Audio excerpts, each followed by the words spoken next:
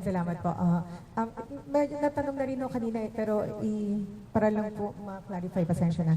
Sa tingin niyo ba na na-violate ang mga karapatan ng Vice President dun sa pagre-release ng mga information ng AMLAC at ng documents ng BIR kahit na hindi nabuksan yung sa BIR documents, and what do you intend to do about it?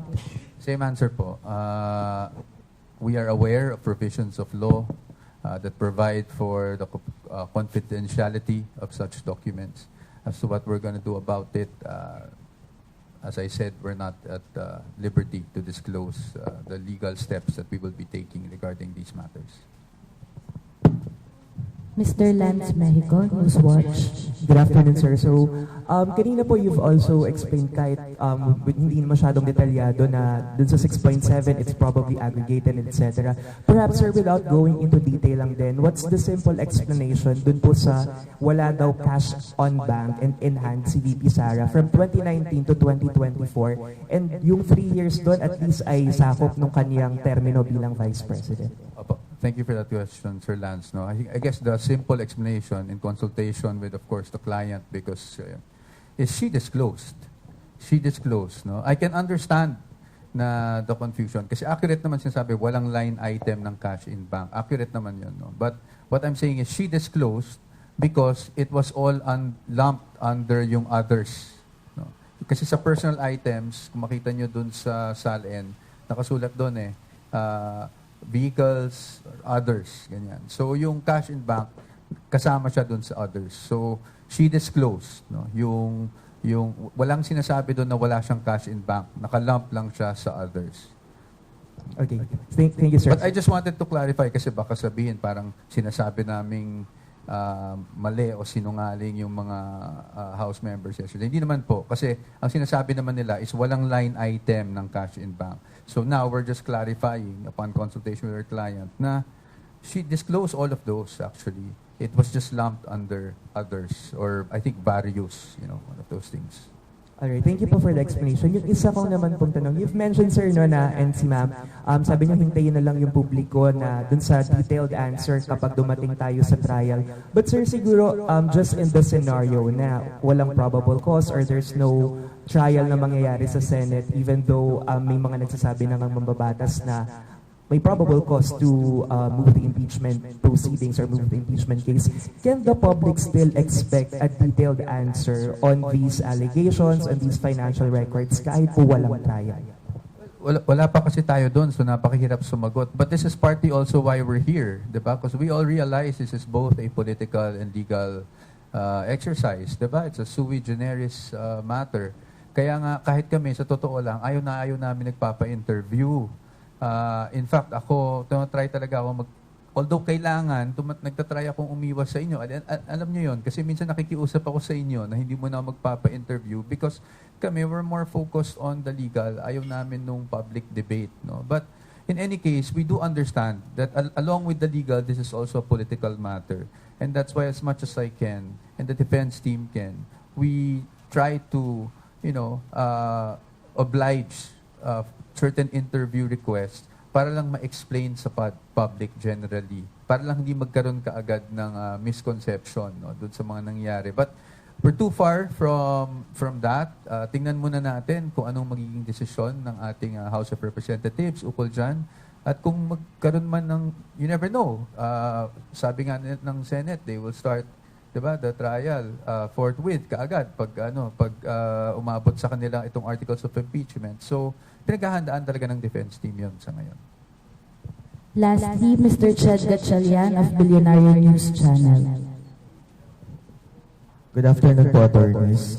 May one more hearing pa sa April 29. Ang topic daw na pag-uusapan is i-scrutinize yung alleged evidences, threats umano ni VP, kay PBBM, kay First Lady at former House Speaker Romualdez.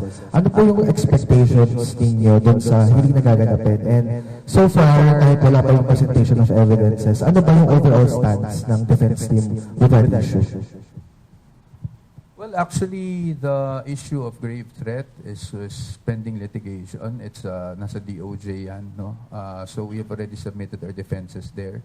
Pagdating naman sa expectation namin sa hearing, honestly, mas maganda siguro itanong na lang sa members ng Justice Committee kasi wala talaga kaming alam, no, kung ano yung mangyayari that day. Kami lang, handa lang. Meron na kaming posisyon on the grave threat issue. At obviously, we cannot disclose that as of the moment. But you will see our position if ever this goes up to the Senate. I think malinaw naman na sa amin na kaya naming depensahan ng Vice Presidente ukol dyan sa nangyari yan. Siguro last na po, if ever man napapaakyat itong sa Senate, gaano ka-confident yung defense team na mananalo kayo for VP Sara and bakit? Yun. Well, the defense team is not here to lose, hindi ba? So, binuo kami, we only have one target.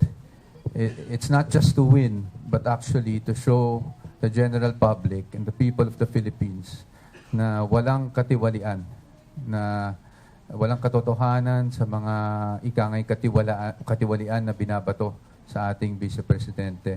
And when we talk about vindication, last year, diba, tinatanong kami, do you feel vindicated with the Supreme Court decision? Kami mismo nag-admit na hindi kasi wala pa tayo sa merits. So maybe only that time will the Vice President feel vindicated, no?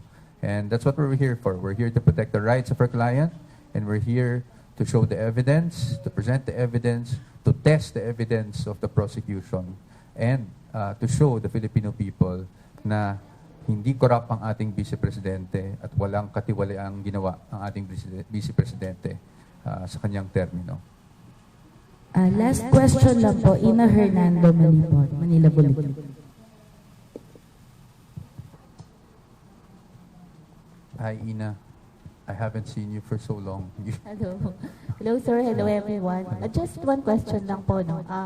How is your client, the Vice President, amidst all this? You mentioned kanina that you've discussed things with her. So, kumusta naman po siya amidst all this? Business as usual, ang ating Vice Presidente. I really admire her strength, no, throughout all this. It's been happening since, I think, 2023 na parati siyang may atake. So, and I've seen it up close when I was with her. So, kilala niyo naman ang Vice Presidente natin. She's just business as usual. She's going about her business, dito sa OVP. Sinisigurado lang niya na tuloy-tuloy ang mga proyekto ng OVP. At pagdating naman dito sa mga problemang legal, nandito naman ang defense team niya na binuo niya maaga pa para nga sigurado na siya na madedepensahan siya ng tama, no?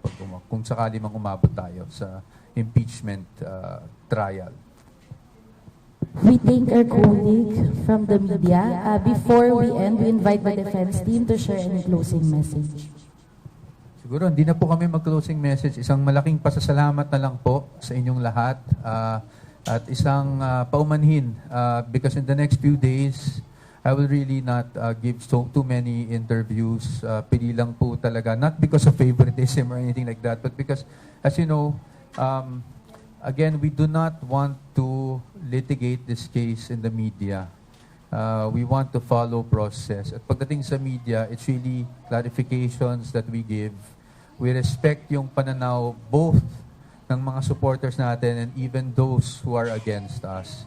So we don't want to engage in any debate with them.